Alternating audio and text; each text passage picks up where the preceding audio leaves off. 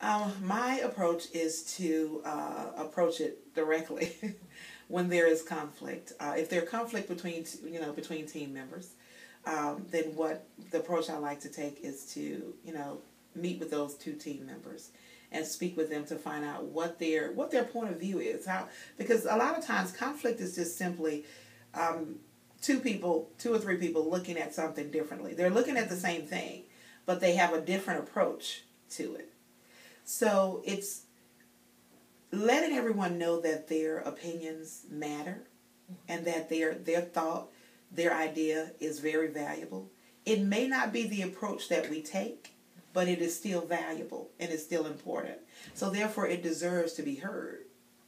And I think that when you do that for individuals, you validate them as a person. You help to validate them as a person. And then they're more apt to come to a consensus over something, as opposed to just saying it has to be my way or the highway. Okay.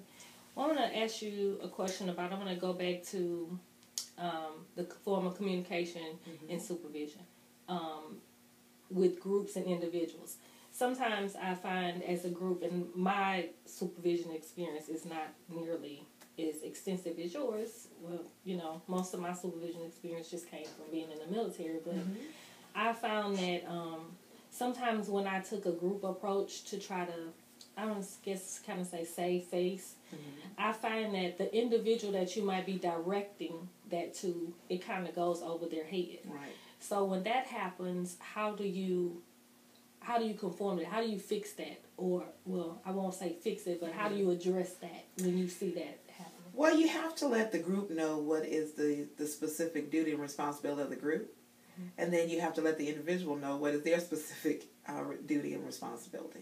Because sometimes what we will do, and I've done this in the past, because I didn't want to confront the individual, I would say something in a group setting. You should only say something in a group setting if it applies to the whole group. If it's going to, now it may be something that you've identified in one individual, that you know that will actually help the entire group. It's something that the entire group could benefit from as well. But at the same time, if it's something that's affecting the growth of that particular individual, as a supervisor, you have an obligation to let them know that. Because again, as a supervisor, I have an obligation to help to develop and enhance the professional growth of the individuals that I have been given the privilege to lead. Okay. And I apologize for my phone going off. As well as I do, because mine is making a little noise itself. Okay, so in social work, well, one of the definitions of social work supervision has described social work supervision as an educational process in which a person with a certain equipment of knowledge and skills take responsibility for training a person with less equipment. How accurate do you find that definition? And what would you give or add or take away from it? Well, it's an accurate definition because in your capacity that you serve in as a social worker, you have skills and you have knowledge. You have a knowledge base that some of the case managers on your team may not have. So even though you all may be equal in terms of your role that you're playing, in terms of the hierarchy of those roles, you are still intertwined in terms of your ability to educate them. And not only just the social worker, but any member of your team. So I find it to be a very true definition because there are members of your team that I'm your director of clinical services, but I'm not a social worker. So you again, this whole team approach is a relationship and it's a building of partnerships. There are tools and equipment, that's the term you use, that you possess that I don't. So you teach me as well. And that's why I said that a leader has to understand that you're not in a role as a leader just to dominate or be domineering over someone else and say, it's this way and this is the way it's going to be and it's my way or the highway. No. Then you yourself are never going to grow. You're going to miss every opportunity of those phenomenal people that you've been given the privilege to lead. All those things that they possess. If you don't take the opportunity to allow them to share those things with you, then where are you growing? Where are you going in your growth process? You're not going to grow at all. So I find it to be a very true statement, because you will, and you do that, and you do it quite effectively. You do a lot of sharing and a lot of teaching and a lot of equipping the rest of us. And you give us tools and information that without you on our team, we would be scrounging somewhere else trying to find that information. Okay. Well,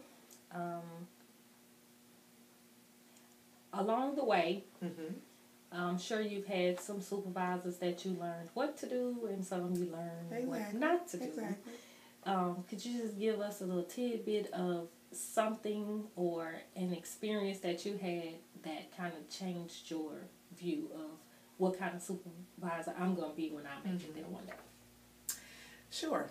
Early on in my career as a nurse, I had a director of nursing that was very unapproachable.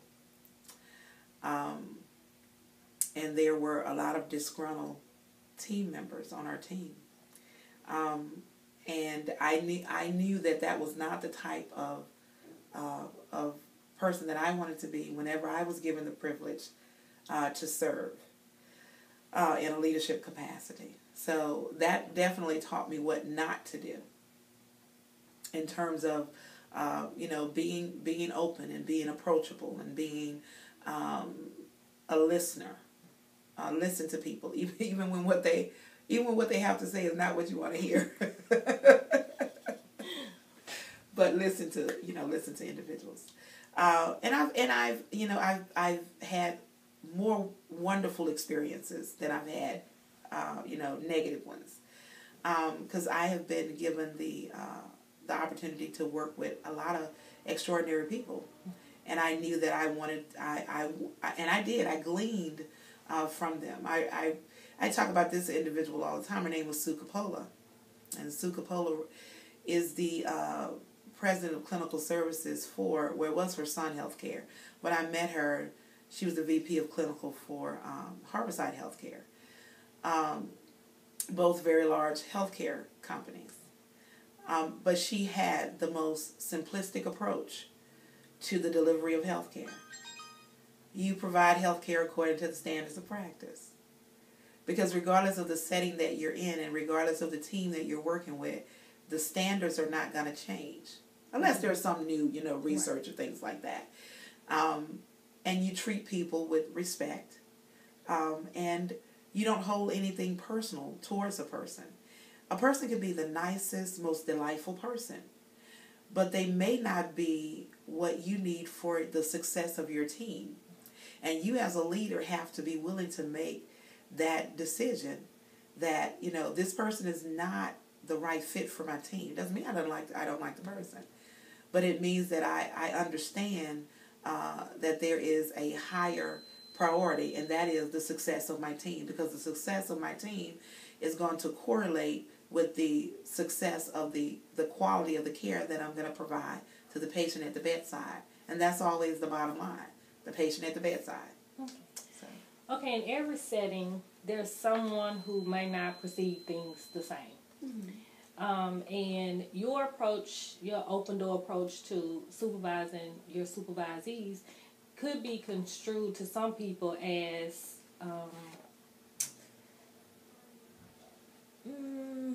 they could take it like, you like this person more than I like this person.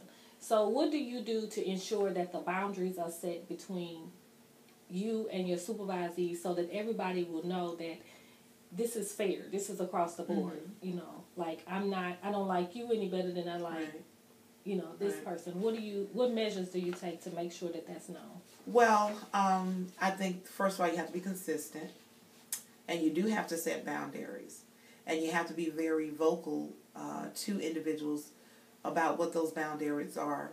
You also have to be consistent, and you have to verbalize when someone is close to crossing their boundary.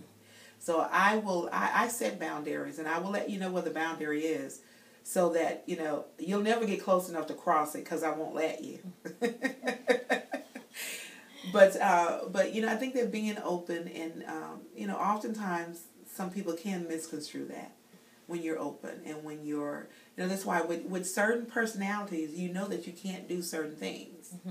I may be able to go out to lunch with you while we're, in the course of seeing patients. I may not be able to do that with some other people. Doesn't mean that I'm being inconsistent. It just means that I know my team. And that is very important. Right. So to wrap things up, can you just look at the camera and give us some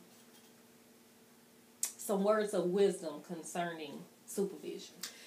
Okay, first of all, it has been a pleasure to speak to you all today. It is always a pleasure interacting with this young lady. She is just a tremendous asset to our team. My words of wisdom would be to each and every one of you is to understand what integrity is. Integrity is doing the right thing all the time, even when no one is looking. And when you are in the role of a leader, understand that is a servant role and approach it in that manner. Always, set the expectations. And you set the standard. You set the standard and you set the tone for your team. Because if you are not abiding by and executing those same expectations that you have for your team members are not going to have confidence and trust in you, and they are not going to exhibit those same behaviors that you are attempting, to draw out of them, and your team is not going to be successful. So those would be my words of wisdom to you all. And again, thank you all very much for allowing me the opportunity to speak with you. And thank you, because I know you have a very busy day ahead of you. I do. And I want to say that I really appreciate, even though you've only been with our team a short time, I noticed that there are things that are changing, coming into place. And I attribute that a lot to your approach to supervision. So I appreciate that. Well, thank you. Just like to thank Ms. Hattie Murray, my Director of Clinical Services, for being available to conduct this interview with me today. Thank you all. Happy holidays.